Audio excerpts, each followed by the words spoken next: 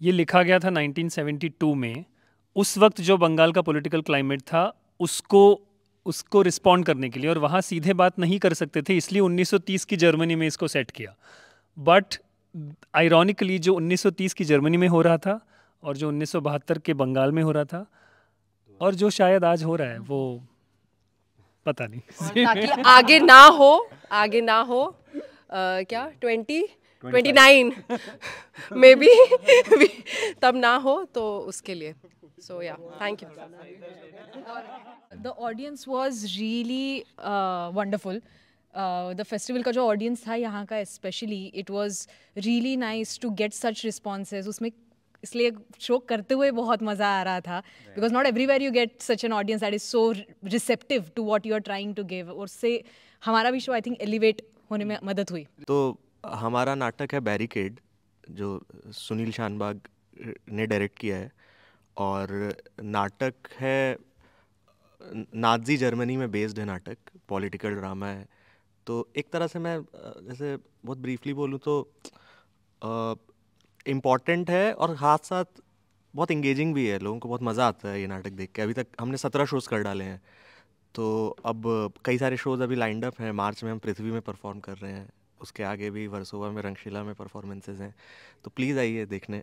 अभी तक तो अच्छे जा रहे हैं शोज़, लोगों को बहुत मज़ा आया है। एक इम्पॉर्टेंट प्ले इसलिए है क्योंकि ये ऑल्दो नाज़ी जर्मनी की बात करता है, बट हमारे जो कैरेक्टर्स हैं वो बहुत रेगुलर लाइफ वाले हैं। एक डॉक्टर है, एक रिपोर्टर है, एक एडिटर है, एक बूढ़ी माँ है। तो कैरेक्टर्स जो है ना, तो उनसे बहुत रेजोनेंस मिलता है ऑडियंस को, क्योंकि ऐसे लोग हम अपने आम जिंदगी में देखते रहते हैं। तो उस वजह से नाटक बहुत इम्पॉर्टेंट बन जाता है, क्योंकि आप रियलाइज़ करते हो कि जब एक पॉलिटिकल चीज़ हो रही होती है दुनिया में और हम चूज़ करते हैं कि हमें एंगेज नहीं करना है क्योंकि हमारे पास वो प्रिविलेज है, बट धीरे धीरे वो कैसे हम तक पहुंच जाती है ना चाहते हुए भी।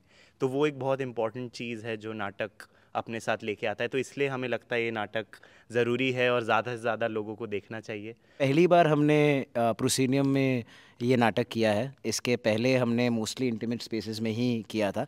तो आज हम लोग भी बात वही कर रहे थे कि एक तो हमें आदत नहीं है कि दोनों तरफ 3-3 विंग्स है, कहीं से एग्ज़िट लेना है, कहीं से एंट्री लेना है। हम नॉर्मली एक ही विंग से करते हैं। तो आज क्योंकि इतनी जगह थी और इतना सही सुर पे शुरू हुआ था, तो मुझे लगता है हम सब ने उस चीज़ पे खेला। रिस्पॉन्सिव ऑडियंस थी, जो पहले बताया जा चुका है।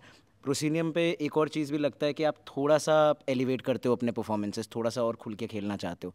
तो as a viewer from the wings, I saw my co-actors perform and I could clearly see that उनके परफॉर्मेंसेस में भी एक एलिवेशन था, बिकॉज उन्हें मतलब उनकी फिज़िकल, उनकी जो बॉडी लैंग्वेज है, जो कि ये आम जनता ही है, जर्मनी की आम जनता है 1930 के टाइम पे, लेकिन एज अ परफॉर्मर जो एनर्जी लानी चाहिए, जो होना चाहिए प्रोसीनियम के इतने सारे लोगों को इंगेज रखने के लिए, वो बहुत ज़रूरी था। और इसीलिए मुझे लगता है हमारा अनुभव भी काफ़ी एक्साइटिंग रहा और हम इसको लेके आगे जा सकते हैं और भी प्रोसीनियम्स में कर सकते हैं।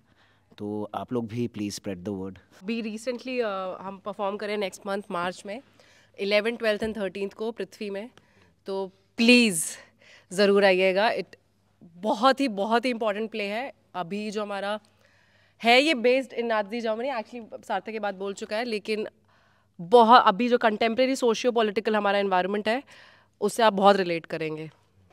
हाँ, तो 100th मराठी नाट्य सम्मेलन में हम लोग पार्ट थे, तो I think we all feel very grateful for that and for the fact के you all opened your doors for other language plays also, because it was really a good experience as performers, as people who brought their play here.